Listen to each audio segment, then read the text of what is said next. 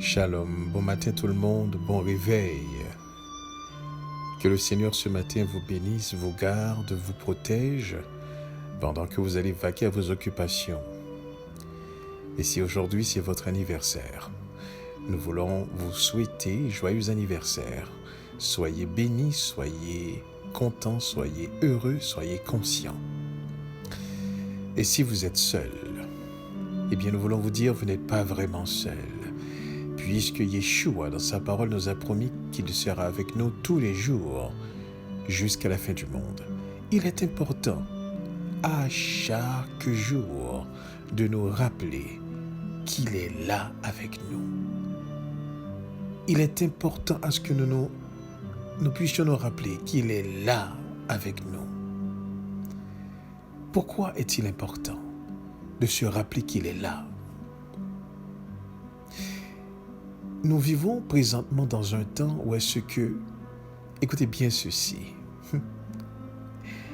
le juste, celui qui veut vivre selon la volonté de Dieu, celui qui veut suivre, celle qui veut servir Dieu, eh bien, nous n'avons pas notre place.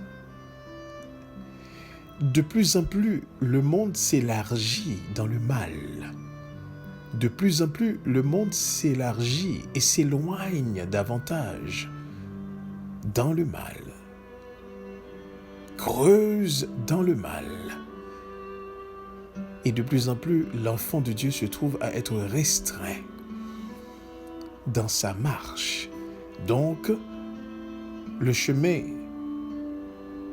de l'homme adamique s'élargit dans le mal, entraînant une masse importante de personnes, et pendant que ce chemin est en train de s'élargir, notre chemin est en train de se rétrécir. Voyez-vous l'image? Donc, il est important que nous nous rappelions toujours qu'il est là avec nous. Et que nous suivions ses instructions et que nous nous laissions définitivement conduits par l'Esprit de Dieu. Voilà pourquoi il est important de se rappeler à chaque jour, il faut se rappeler, il est là avec moi. Seigneur, tu es là avec moi. Tu es là quand je pleure. Tu es là quand je suis attristé. Tu es là dans les moments où est-ce que je me sens seul. Tu es là lorsque je suis incompris. Tu es là lorsque je suis humilié. Tu es là lorsque je suis méprisé. Tu es là lorsque j'ai des besoins. Tu es là. Il faut se le rappeler. Il est toujours là, d'où l'importance d'être conscient de sa présence. Et aujourd'hui, plus que jamais, nous avons besoin, chaque personne, nous avons besoin de nous rappeler l'un l'autre qu'il est là. Rappelez-moi qu'il est là. Je vais vous rappeler qu'il est là. Il faut qu'on se rappelle qu'il est là. Car sa présence nous console, sa présence nous rassure, sa présence nous fait du bien. Ce matin, j'aimerais voir avec vous dans ces 3 états que nous avions présentés dans cette semaine, qui étaient l'homme orgueilleux, l'homme religieux, et là, nous nous trouvons à présenter l'homme insensé. L'homme insensé. Nous allons faire quelques petites lectures. Et ensuite, ensemble, avec le roi Kodesh, nous allons essayer de regarder ensemble. Qu'est-ce qu'un homme insensé? Qu'est-ce qu'un homme insensé? La première des choses qu'il faudrait comprendre comme base, comme fondement, un homme insensé c'est un homme qui perd la capacité de ses sens. Maintenant, ici, parle-t-on des sens physiques, c'est-à-dire le goût, le toucher, le ouïe, l'odorat? Est-ce que c'est ces sens, la vue? Est-ce que c'est ces sens qu'on parle? Non. Car l'insensé voulait dire c'est quelqu'un qui aurait été aveugle.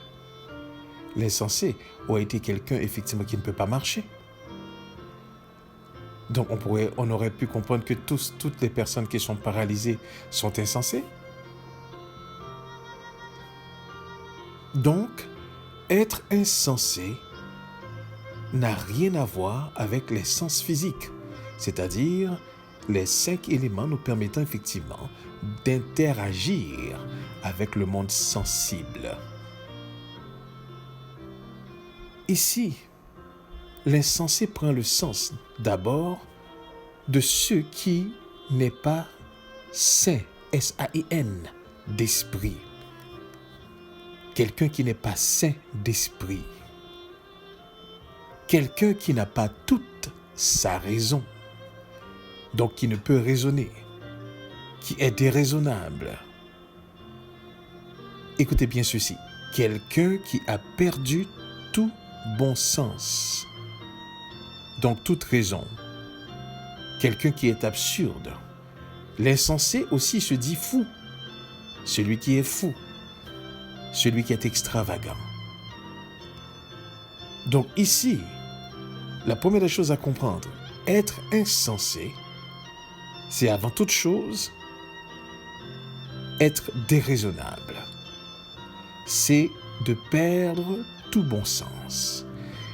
Et nous allons comprendre cela lorsque nous considérons le psaume 119 au verset 66. Lorsque le psalmiste dit ceci, écoutez, c'est vraiment important, je crois l'avoir partagé même. Le psalmiste dit ici, « Enseigne-moi le bon sens et l'intelligence, car je crois à tes commandements. Enseigne-moi le bon sens et l'intelligence. » Donc l'insensé, c'est quelqu'un qui n'a pas de bon sens et qui n'a pas le bon sens dans des affaires qui ont du sens, mais qui ne voient pas le sens des affaires. Voyez-vous? On va faire quelques petites lectures pour mieux saisir ce que la parole de Dieu dit de l'insensé. Effectivement, la première des choses, la parole de Dieu dit que l'insensé dit en son cœur. Donc celui qui n'est pas saint d'esprit, celui qui n'a pas toute sa raison, celui qui a perdu tout bon sens, eh bien, il raisonne et son raisonnement est déraisonnable, si vous me permettez l'expression. Et il dit en son cœur, il n'y a point de Dieu. Voici la pensée centrale de l'insensé. Il dit qu'il n'y a point de Dieu. Donc l'insensé n'a pas de relation avec Dieu, ne peut avoir de relation avec Dieu. Dans le livre de Proverbes, au chapitre 26, au verset 4, il est dit ceci, « Ne réponds pas à l'insensé selon sa folie, de peur que tu ne lui ressembles toi-même. » Proverbe 24, 7. La sagesse est trop élevée pour l'insensé. Il n'ouvrira pas la bouche à la porte. Proverbe 14, 3. Dans la bouche de l'insensé est une verge pour son orgueil, mais les lèvres des sages les gardent. Ecclésiaste 10, 3. Quand l'insensé marche dans un chemin, le sens lui manque, et il dit de chacun, voilà un fou. Psaume 92, 7. L'homme stupide n'y connaît rien, et l'insensé n'y prend point garde. Ecclésiaste 4, 5. L'insensé se croise les mains et mange sa propre chair. Proverbe 13, 16. Tout homme prudent agit avec connaissance, mais l'insensé fait étalage de sa folie. Proverbe 29, 11. L'insensé met en dehors toute sa passion, mais le sage la contient. Proverbe 10, 23. Commettre le crime paraît un jeu à l'insensé, mais la sagesse appartient à l'homme intelligent. Voyez-vous toutes les lectures qu'on vient de faire, il y en a encore d'autres lectures que nous pourrions faire. Dans le livre de Proverbes 26, 5 qui dit « Réponds à l'insensé selon sa folie, afin qu'il ne se regarde pas comme sage. » En un mot, vous ne pouvez pas répondre la sagesse à l'insensé, il ne comprendra pas. Celui qui trouble sa maison héritera du vent, et l'insensé sera esclave de l'homme sage. En un mot, il ne peut justement être guide ou être premier. Il y a beaucoup de paroles si vous parcourez les livres de Proverbes, les livres des psaumes et les livres aussi prophétiques ou historiques. Vous allez voir les actions des insensés. Vous allez voir la pensée des insensés. Vous allez voir comment l'insensé se comporte. L'insensé n'est pas un être qui raisonne. Donc, ça ne sert à rien de discuter avec quelqu'un qui perd le sens. Il faut prier. Il faut prier. Et aujourd'hui, nous avons effectivement des personnes qui ont perdu leur bon sens. Des gens qui parlent de Dieu. Des gens qui avancent des paroles. Des gens qui disent des choses qu'ils ne comprennent même pas. Et ça ne sert à rien de raisonner, car quand un insensé pense qu'il sait, il est difficile de lui faire savoir le contraire. Mais laissez-moi vous dire ceci. L'insensé est un être qui finit toujours par se ruiner. Il finit toujours par tomber dans le trou qu'il s'est creusé. Il finit toujours par se rendre compte, mais toujours trop tard, de sa folie. Donc ce matin, j'aimerais vous dire que la personne insensée est une personne qui ne peut être instruite. La personne insensée, c'est une personne qui croit dans ce qu'il dit, même quand sa croyance n'a pas de fondement. Et souvenez-vous de ceci,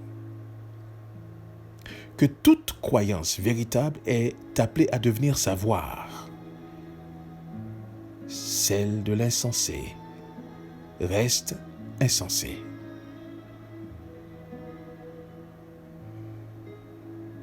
La croyance de l'insensé ne peut devenir savoir. Pourquoi? Parce que c'est insensé.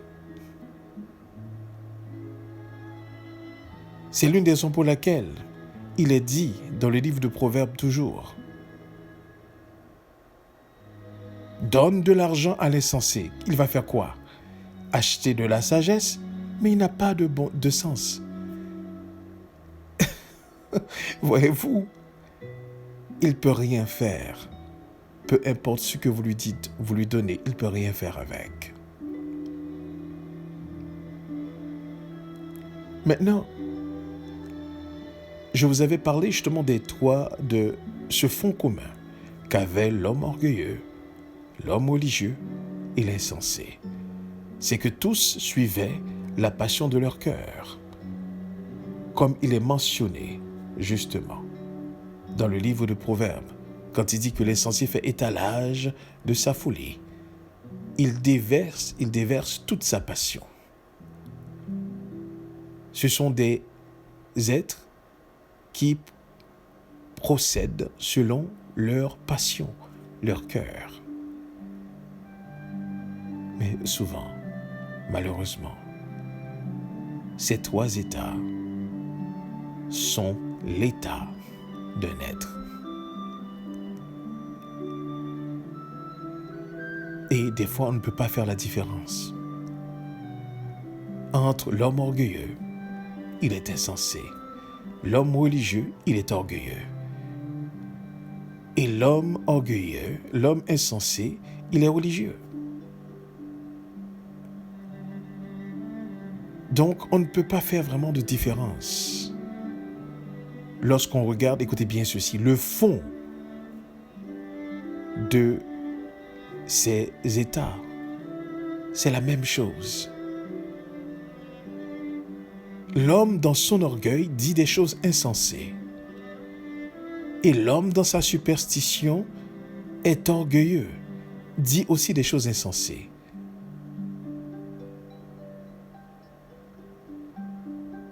Donc ce matin, notre prière devait être le psaume 119, verset 66. Enseigne-moi le bon sens et l'intelligence.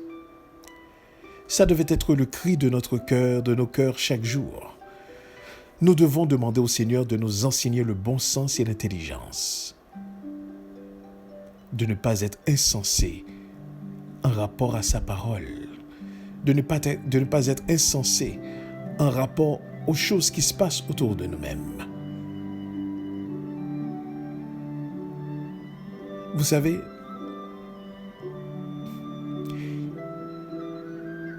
il y a deux choses qu'il faut retenir.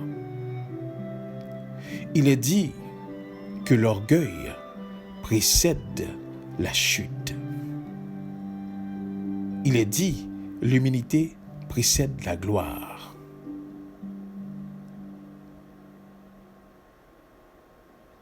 L'orgueil précède la chute, mais l'humilité précède la gloire. Donc le sort de l'orgueilleux, le sort du superstitieux, donc le religieux apparent, le sort de l'insensé, c'est la même chose. Ils vont tous chuter, c'est-à-dire précipiter. Dans quoi? Dans la honte. D'ailleurs, c'est l'une des raisons pour laquelle le psalmiste David, le roi David, en rapport et après avoir défait justement l'insensé avec Abimelech, je crois, il a écrit un psaume. Et ce psaume, nous allons le trouver au chapitre 34, je crois. Psaume 34. Et ce que le psalmiste a expliqué lorsqu'il contrefit l'insensé en présence d'Abimelech, nous explique profondément comment David, l'état de David en rapport à l'insensé. Et chaque chose qu'il dit va manifester effectivement le contraire de la façon que l'insensé pense. Et lorsque nous allons faire cette lecture justement de ce psaume qui est très important, et ce que j'aimerais que vous puissiez comprendre, c'est lorsque à chaque verset, l'insensé voit le contraire, l'insensé fait le contraire. Je dis pour vous, je bénirai l'Éternel en tout temps, sa louange sera toujours dans ma bouche. L'insensé n'a pas le temps de bénir le nom du Seigneur.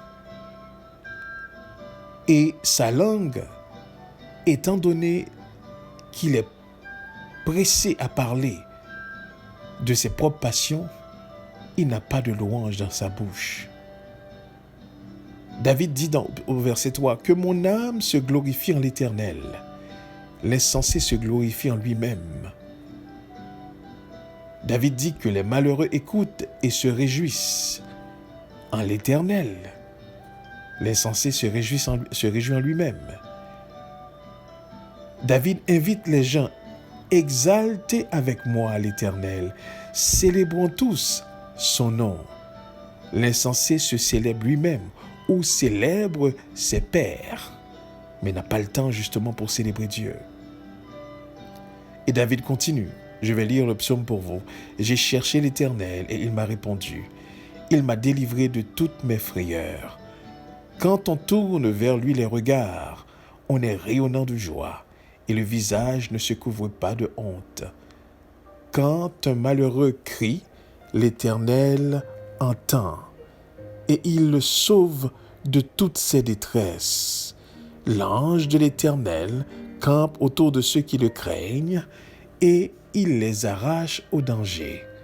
Sentez et voyez combien l'Éternel est bon. Heureux l'homme qui cherche en lui son refuge. Craignez l'Éternel, vous ses saints, car rien ne manque à ceux qui le craignent. Les lionceaux éprouvent la disette et la faim. Mais ceux qui cherchent l'Éternel ne sont privés d'aucun bien. Venez mes fils, écoutez-moi. Je vous enseignerai la crainte de l'Éternel. Quel est l'homme qui aime la vie, qui désire la prolonger pour jouir du bonheur? Préserve ta langue du mal et tes lèvres des paroles trompeuses. Éloigne-toi du mal et fais le bien. Recherche et poursuis la paix. Les yeux de l'Éternel sont sur les justes et ses oreilles sont attentives à leurs cris. L'Éternel tourne sa face contre les méchants pour retrancher de la terre leurs souvenirs. Quand les justes crient, l'Éternel entend et il les délivre de toute leur détresse. L'Éternel est près de ceux qui ont le cœur brisé et il sauve ceux qui ont l'esprit dans l'abattement. Le malheur atteint souvent le juste, mais l'Éternel l'en délivre toujours. Il garde tous ses os, aucun d'eux n'est brisé. Le malheur tue le méchant, et les ennemis du juste sont châtiés.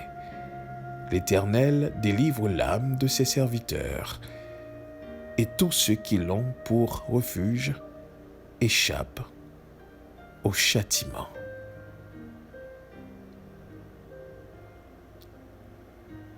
Voici un psaume que David a écrit pour expliquer, pour exprimer que l'homme sensé, écoutez bien ceci, c'est l'homme avant toute chose qui s'appuie absolument sur le gouvernement divin.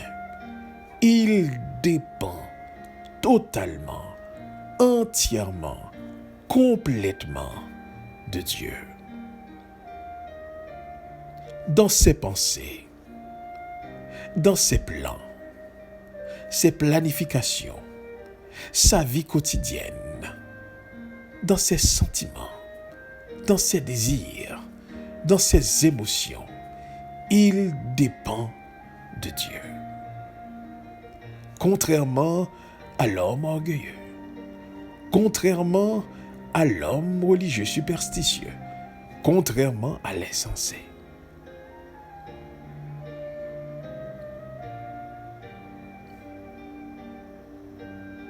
C'est ce que David a voulu faire sortir dans le psaume 34.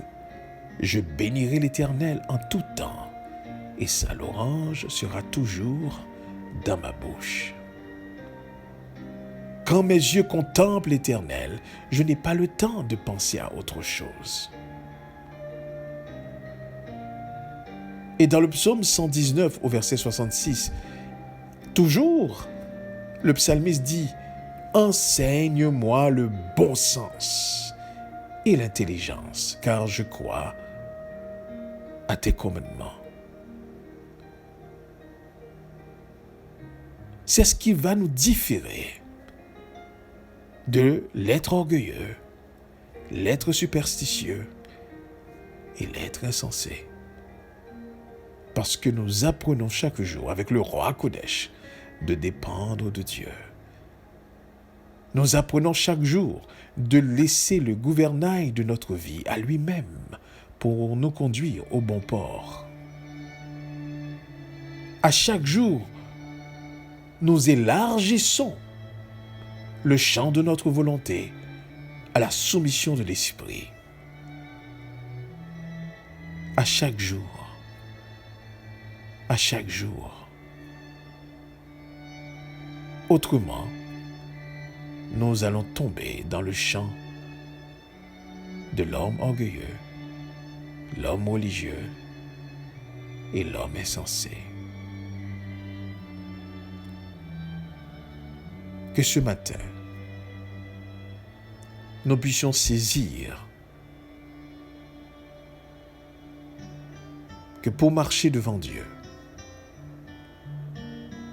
nous devons absolument renoncer à nous-mêmes. Sinon nous suivons, on peut dire des fois, mais non, je ne suis pas un homme orgueilleux. Et nous pouvons penser que nous servons, pourtant nous ne servons pas. Non, je ne suis pas une femme orgueilleuse. On peut même penser qu'on est religieux et c'est bien. Et que nous avons des codes moraux que nous respectons. À la manière du jeune homme riche qui croyait être dans la volonté de Dieu, qui croyait avoir le sentiment méritoire d'hériter le ciel, d'hériter, d'être avec Dieu. Parce que dès son jeune âge, il a respecté les commandements qui ont été écrits. Ou encore, on peut se sentir comme cet homme riche qui, par ses propres efforts, s'est ramassé un trésor de la richesse et raisonnait en lui-même, disant « Mon âme, tu as beaucoup de biens, tu es rassuré, tu es correct. » Il était insensé, car il lui a été dit « Insensé, ce soir même, ton âme te sera redemandée. »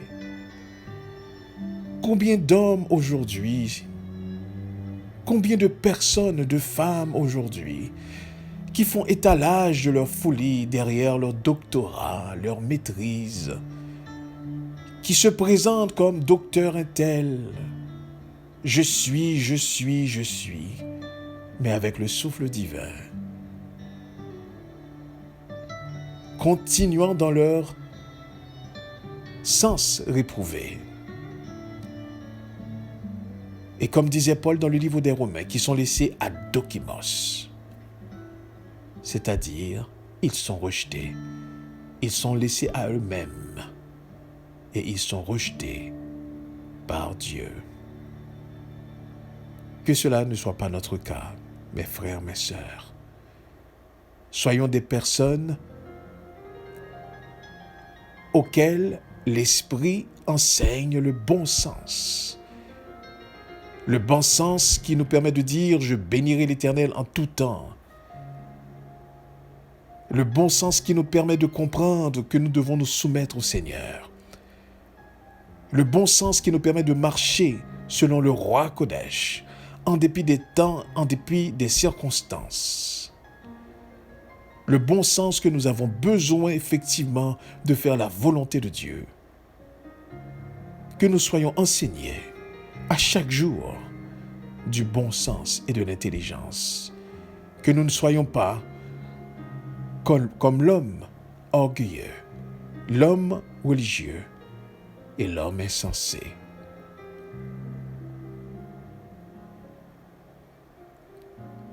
Enseigne-moi le bon sens et l'intelligence, dit le psaume, car je crois à tes commandements. J'ai confiance en tes commandements.